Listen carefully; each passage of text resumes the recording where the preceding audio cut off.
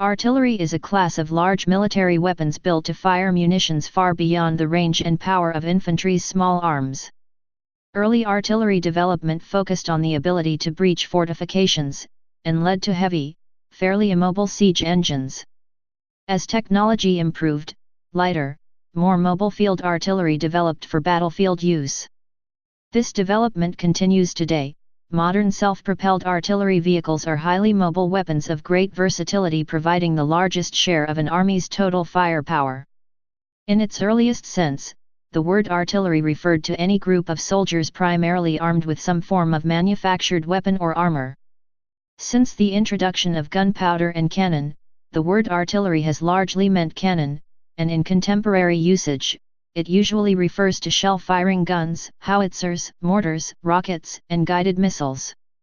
In common speech, the word artillery is often used to refer to individual devices, along with their accessories and fittings, although these assemblages are more properly called equipments.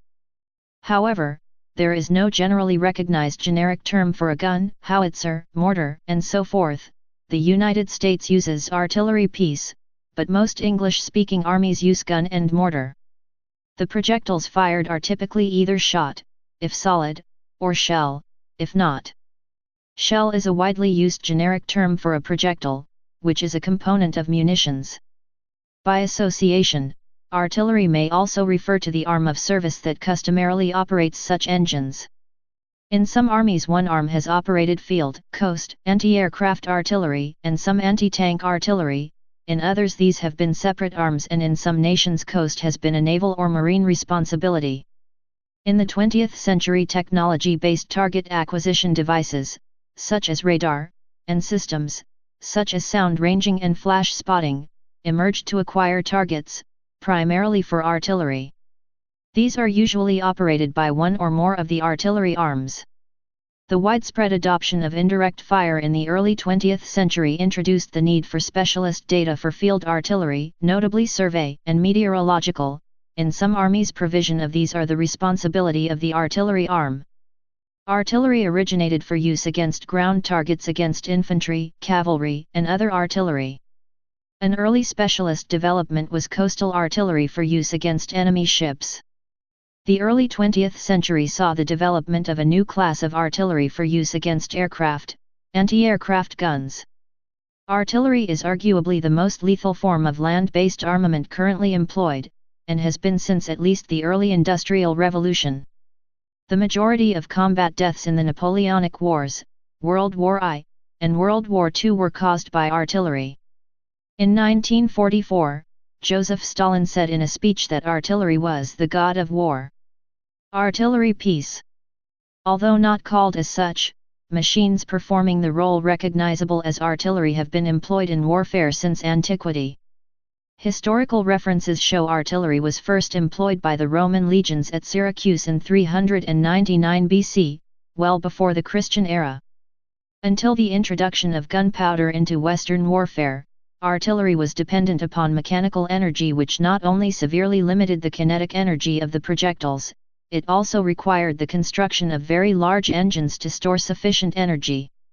A 1st century BC Roman catapult launching 6.55 kilograms, 14.4 pounds, stones achieved a kinetic energy of 16,000 joules, compared to a mid-19th century 12-pounder gun, which fired a 4.1 kilograms, 9.0 pounds, round, with a kinetic energy of 240,000 joules, or a late 20th century U.S. battleship that fired a 1,225 kilograms, 2,701 pounds, projectile from its main battery with an energy level surpassing 350 million joules. From the Middle Ages through most of the modern era, artillery pieces on land were moved by horse-drawn gun carriages. In the contemporary era, artillery pieces and their crew relied on wheeled or tracked vehicles as transportation. These land versions of artillery were dwarfed by railway guns, which includes the largest supergun ever conceived, theoretically capable of putting a satellite into orbit. Artillery used by naval forces has also changed significantly, with missiles replacing guns in surface warfare. Over the course of military history, projectiles were manufactured from a wide variety of materials, into a wide variety of shapes, using many different methods in which to target structural/defensive works and inflict enemy casualties. The engineering applications for ordnance delivery have likewise changed significantly over time, encompassing some of the most complex and advanced technologies in use today. In some armies, the weapon of artillery is the projectile, not the equipment that fires it. The process of delivering fire onto the target is called gunnery.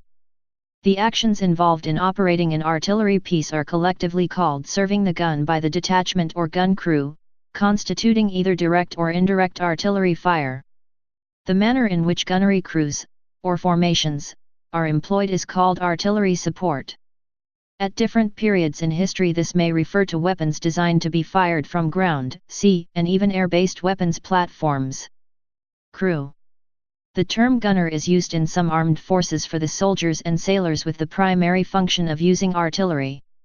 The gunners and their guns are usually grouped in teams called either crews or detachments. Several such crews and teams with other functions are combined into a unit of artillery, usually called a battery, although sometimes called a company. In gun detachments, each role is numbered, starting with 1 the detachment commander, and the highest number being the coverer, the second in command. Gunner is also the lowest rank and junior non-commissioned officers are bombardiers in some artillery arms. Batteries are roughly equivalent to a company in the infantry, and are combined into larger military organizations for administrative and operational purposes, either battalions or regiments, depending on the army. These may be grouped into brigades. The Russian army also groups some brigades into artillery divisions, and the People's Liberation Army has artillery corps. The term artillery is also applied to a combat arm of most military services when used organizationally to describe units and formations of the national armed forces that operate the weapons. During military operations, the role of field artillery is to provide support to other arms in combat or to attack targets, particularly in depth. Broadly, these effects fall into 2 categories, either to suppress or neutralize the enemy, or to cause casualties, damage, and destruction. This is mostly achieved by delivering high explosive munitions to suppress, or inflict casualties on the enemy from casing fragments and other debris and blast, or by destroying enemy positions, equipment, and vehicles. Non-lethal munitions, notably smoke, can also be used to suppress or neutralize the enemy by obscuring their view. Fire may be directed by an artillery observer or other observer, including manned and unmanned aircraft pilots, or called on to map coordinates.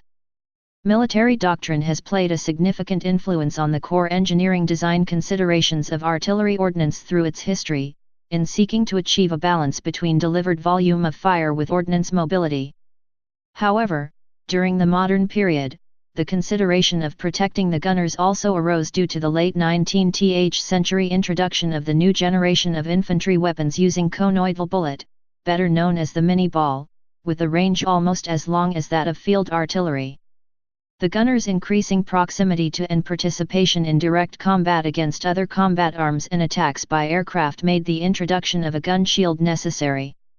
The problems of how to employ a fixed or horse-towed gun in mobile warfare necessitated the development of new methods of transporting the artillery into combat. 2 distinct forms of artillery developed: the towed gun, which was used primarily to attack or defend a fixed line, and the self-propelled gun, which was designed to accompany a mobile force and provide continuous fire support. These influences have guided the development of artillery ordnance, systems, organizations, and operations until the present, with artillery systems capable of providing support at ranges from as little as 100 m to the intercontinental ranges of ballistic missiles. The only combat in which artillery is unable to take part in is close quarters combat, with the possible exception of artillery reconnaissance teams. Etymology. The word as used in the current context originated in the Middle Ages.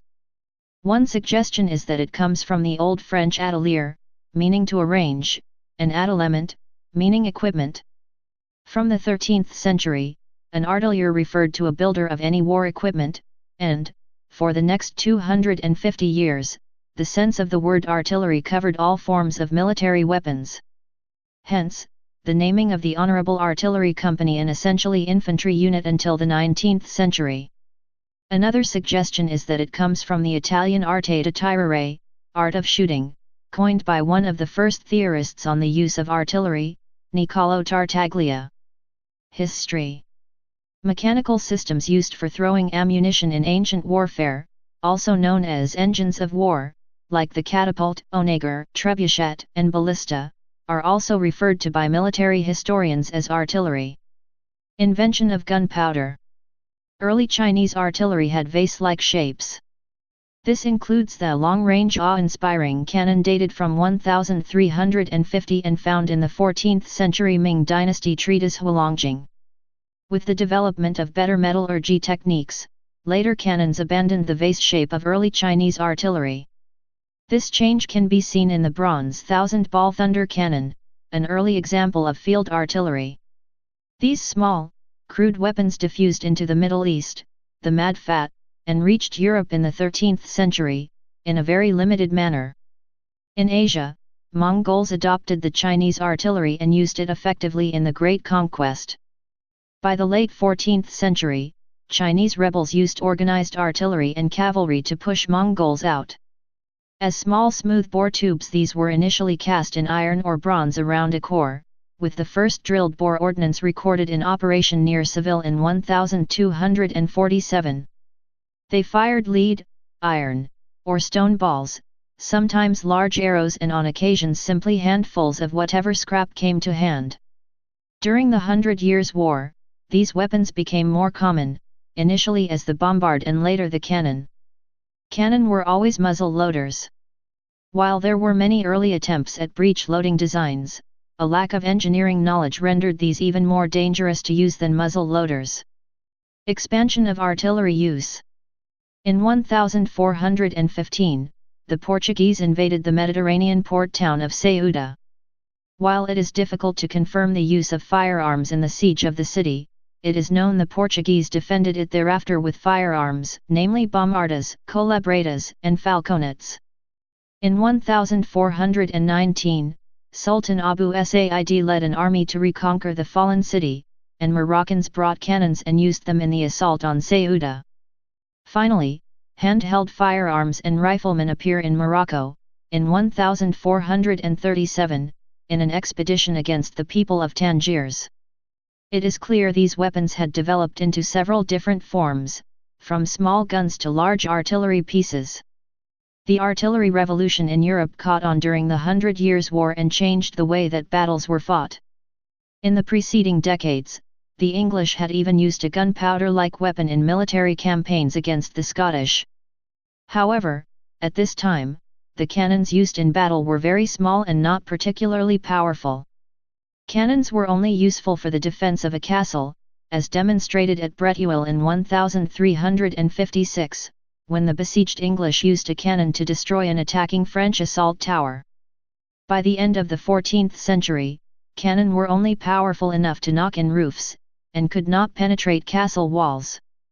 However, a major change occurred between 1420 and 1430, when artillery became much more powerful and could now batter strongholds and fortresses quite efficiently. The English, French, and Burgundians all advanced in military technology, and as a result the traditional advantage that went to the defense in a siege was lost. The cannon during this period were elongated, and the recipe for gunpowder was improved to make it 3 times as powerful as before. These changes led to the increased power in the artillery weapons of the time. Joan of Arc encountered gunpowder weaponry several times. When she led the French against the English at the Battle of Tourelles, in 1430, she faced heavy gunpowder fortifications, and yet her troops prevailed in that battle. In addition, she led assaults against the English-held towns of Jargeau, Meung, and Beaugency, all with the support of large artillery units. When she led the assault on Paris, Joan faced stiff artillery fire, especially from the suburb of Saint-Denis, which ultimately led to her defeat in this battle.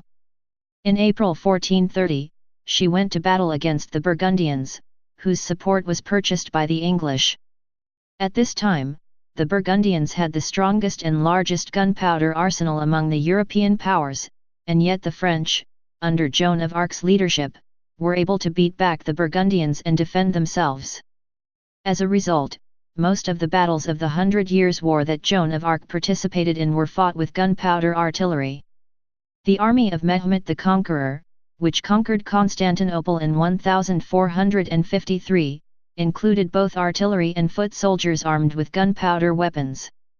The Ottomans brought to the siege 69 guns in 15 separate batteries and trained them at the walls of the city. The barrage of Ottoman cannon fire lasted 40 days, and they are estimated to have fired 19,320 times. Artillery also played a decisive role in the Battle of St. Jacob-and-Derbers of 1444. The new Ming dynasty established the Divine Engine Battalion, which specialized in various types of artillery. Light cannons and cannons with multiple volleys were developed. In a campaign to suppress a local minority rebellion near today's Burmese border, the Ming army used a three-line method of arquebuses/muskets to destroy an elephant formation. Between 1593 and 1597, about 200,000 Korean and Chinese troops which fought against Japan in Korea actively used heavy artillery in both siege and field combat. Korean forces mounted artillery in ships as naval guns, providing an advantage against Japanese Navy which used kunikuzushi, Japanese breech-loading swivel gun, and zutsu, large-sized tanegashima, as their largest firearms. Smoothbores. Bombards were of value mainly in sieges. A famous Turkish example used at the siege of Constantinople in 1453 weighed 19 tons, took 200 men and 60 oxen to emplace, and could fire just 7 times a day. The fall of Constantinople was perhaps the first event of supreme importance whose result was determined by the use of artillery when the huge bronze cannons of Mehmed II breached the city's walls, ending the Byzantine Empire, according to Sir Charles Oman. Bombards developed in Europe were massive smoothbore weapons distinguished by their lack of a field carriage, immobility once emplaced, highly individual design, and noted unreliability. In 1460 James II, King of Scots, was killed when one exploded at the siege of Roxburgh. Their large size precluded the barrels being cast and they were constructed out of metal staves or rods bound together with hoops like a barrel, giving their name to the gun barrel. The use of the word cannon marks the introduction in the 15th century of a dedicated field carriage with axle, trail, and animal-drawn limber. This produced mobile field pieces that could move and support an army in action, rather than being found only in siege and static defenses. The reduction in the size of the barrel was due to improvements in both iron technology and gunpowder manufacture, while the development of trunnions projections at the side of the cannon as an integral part of the cast allowed the barrel to be fixed to a more movable base, and also made raising or lowering the barrel much easier. The first land-based mobile weapon is usually credited to Janica, who deployed his oxen-hauled cannon during the Hussite Wars of Bohemia, 1418–1424. However, cannons were still large and cumbersome. With the rise of musketry in the 16th century, cannon were largely, though not entirely, displaced from the battlefield. The cannon were too slow and cumbersome to be used and too easily lost to a rapid enemy advance. The combining of shot and powder into a single unit, a cartridge, occurred in the 1620s with a simple fabric bag, and was quickly adopted by all nations. It speeded loading and made it safer, but unexpelled bag fragments were an additional fouling in the gun barrel and a new tool, a worm, was introduced to remove them. Gustavus Adolphus is identified as the general who made cannon an effective force on the battlefield, pushing the development of much lighter and smaller weapons and deploying them in far greater numbers than previously. The outcome of battles was still determined by the clash of infantry.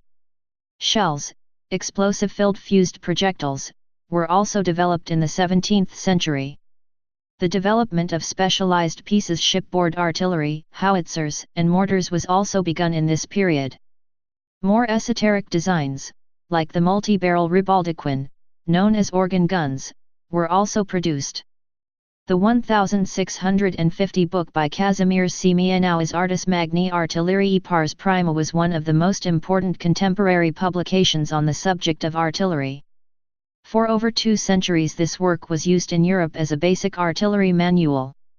One of the most significant effects of artillery during this period was, however, somewhat more indirect, by easily reducing to rubble any medieval-type fortification or city wall, some which had stood since Roman times. It abolished millennia of siege warfare strategies and styles of fortification building. This led, among other things, to a frenzy of new bastion-style fortifications to be built all over Europe and in its colonies, but also had a strong integrating effect on emerging nation-states, as kings were able to use their newfound artillery superiority to force any local dukes or lords to submit to their will, setting the stage for the absolutist kingdoms to come. Modern rocket artillery can trace its heritage back to the Mysorean rockets of India. Their first recorded use was in 1780 during the battles of the Second, Third and Fourth Mysore Wars. The wars fought between the British East India Company and the Kingdom of Mysore in India made use of the rockets as a weapon.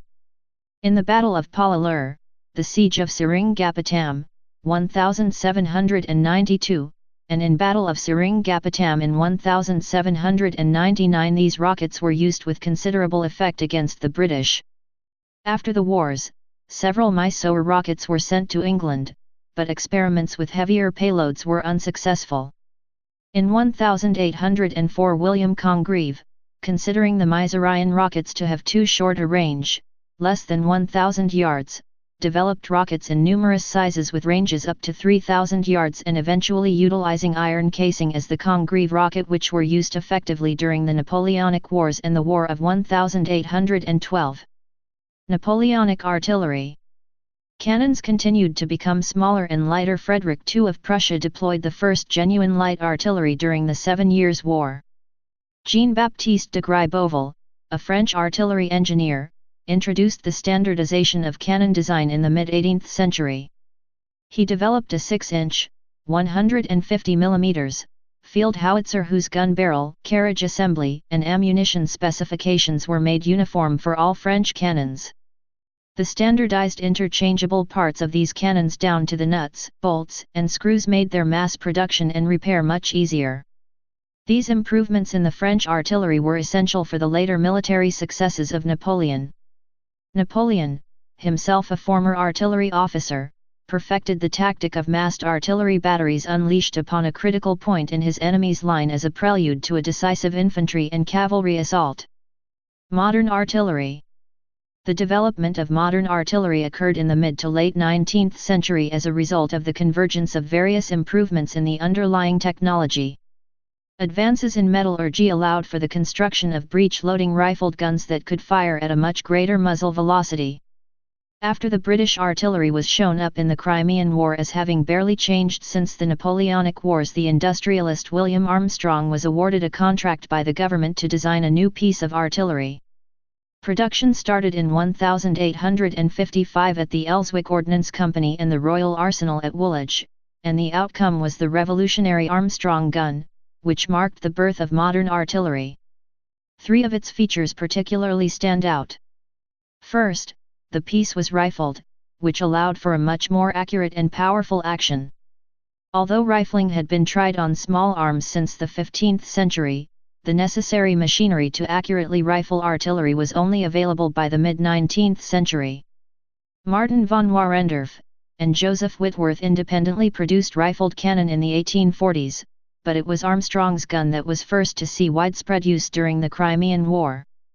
The cast iron shell of the Armstrong gun was similar in shape to a mini ball and had a thin lead coating which made it fractionally larger than the gun's bore and which engaged with the gun's rifling grooves to impart spin to the shell. This spin, together with the elimination of windage as a result of the tight fit, enabled the gun to achieve greater range and accuracy than existing smooth-bore muzzle loaders with a smaller powder charge. His gun was also a breech loader. Although attempts at breech loading mechanisms had been made since medieval times, the essential engineering problem was that the mechanism couldn't withstand the explosive charge. It was only with the advances in metallurgy and precision engineering capabilities during the Industrial Revolution that Armstrong was able to construct a viable solution. The gun combined all the properties that make up an effective artillery piece. The gun was mounted on a carriage in such a way as to return the gun to firing position after the recoil. What made the gun really revolutionary lay in the technique of the construction of the gun barrel that allowed it to withstand much more powerful explosive forces. The built-up method involved assembling the barrel with wrought iron, later mild steel was used, tubes of successively smaller diameter. The tube would then be heated to allow it to expand and fit over the previous tube. When it cooled, the gun would contract, although not back to its original size, which allowed an even pressure along the walls of the gun, which was directed inward against the outward forces that the gun firing exerted on the barrel. Another innovative feature, more usually associated with 20th century guns, was what Armstrong called its grip, which was essentially a squeeze bore. The 6 inches of the bore at the muzzle end was of slightly smaller diameter, which centered the shell before it left the barrel and at the same time slightly swaged down its lead coating, reducing its diameter and slightly improving its ballistic qualities. Armstrong's system was adopted in 1858, initially for special service in the field, and initially he only produced smaller artillery pieces, 6-pounder, 2.5-64 mm, mountain or light field guns, 9-pounder, 3-76 mm, guns for horse artillery, and 12-pounder, 3-76 mm, field guns. The first cannon to contain all modern features is generally considered to be the French 75 of 1897. It was the first field gun to include a hydropneumatic recoil mechanism, which kept the gun's trail and wheels perfectly still during the firing sequence. Since it did not need to be re-aimed after each shot, the crew could fire as soon as the barrel returned to its resting position. In typical use, the French 75 could deliver 15 rounds per minute on its target, either shrapnel or melinite high explosive, up to about 5 miles, 8,500 m, away. Its firing rate could even reach close to 30 rounds per minute, albeit only for a very short time and with a highly experienced crew. These were rates that contemporary bolt-action rifles could not match. The gun used cased ammunition, was breech-loading, had modern sights, a self-contained firing mechanism and hydropneumatic recoil dampening. Indirect fire.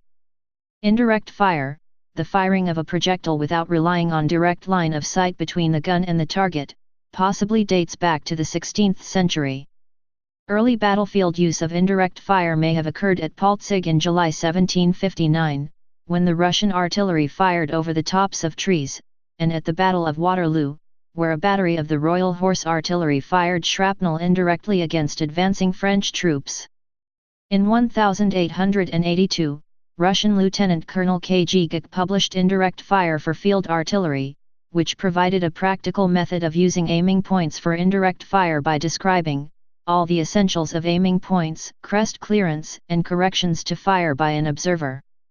A few years later, the Richtfläche, lining plane, sight was invented in Germany and provided a means of indirect laying in azimuth, complementing the clinometers for indirect laying in elevation which already existed. Despite conservative opposition within the German army, indirect fire was adopted as doctrine by the 1890s. In the early 1900s, Gortz in Germany developed an optical sight for azimuth laying. It quickly replaced the lining plane. In English, it became the dial sight, UK, or panoramic telescope, US. The British half-heartedly experimented with indirect fire techniques since the 1890s, but with the onset of the Boer War, they were the first to apply the theory in practice in 1899, although they had to improvise without a lining plane sight. In the next 15 years leading up to World War I, the techniques of indirect fire became available for all types of artillery.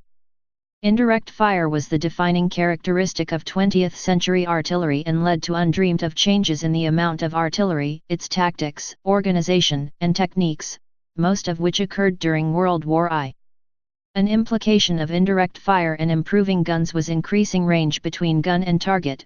This increased the time of flight and the vertex of the trajectory. The result was decreasing accuracy, the increasing distance between the target and the mean point of impact of the shells aimed at it, caused by the increasing effects of non-standard conditions. Indirect firing data was based on standard conditions including a specific muzzle velocity, zero wind, air temperature and density, and propellant temperature. In practice, this standard combination of conditions almost never existed. They varied throughout the day and day to day, and the greater the time of flight, the greater the inaccuracy. An added complication was the need for survey to accurately fix the coordinates of the gun position and provide accurate orientation for the guns. Of course, targets had to be accurately located, but by 1916, air photo interpretation techniques enabled this, and ground survey techniques could sometimes be used. In 1914, the methods of correcting firing data for the actual conditions were often convoluted, and the availability of data about actual conditions was rudimentary or non-existent. The assumption was that fire would always be ranged, adjusted. British heavy artillery worked energetically to progressively solve all these problems from late 1914 onwards, and by early 1918, had effective processes in place for both field and heavy artillery. These processes enabled map shooting, later called predicted fire. It meant that effective fire could be delivered against an accurately located target without ranging. Nevertheless, the mean point of impact was still some tens of yards from the target center aiming point. It was not precision fire, but it was good enough for concentrations and barrages. These processes remain in use into the 21st century with refinements to calculations enabled by computers and improved data capture about non-standard conditions. The British Major General Henry Hugh Tudor pioneered armour and artillery cooperation at the breakthrough Battle of Cambrai. The improvements in providing and using data for non-standard conditions, propellant temperature, muzzle velocity, wind, air temperature, and barometric pressure, were developed by the major combatants throughout the war and enabled effective predicted fire. The effectiveness of this was demonstrated by the British in 1917, at Cambrai, and by Germany the following year, Operation Michael. Major General J.B.A. Bailey, British Army, retired, wrote, "From the middle of the 18th century to the middle of the 19th, artillery is judged to have accounted for perhaps 50% of battlefield casualties. In the 60 years preceding 1914, this figure was probably as low as 10%. The remaining 90% fell to small arms, whose range and accuracy had come." Please subscribe and thanks for watching.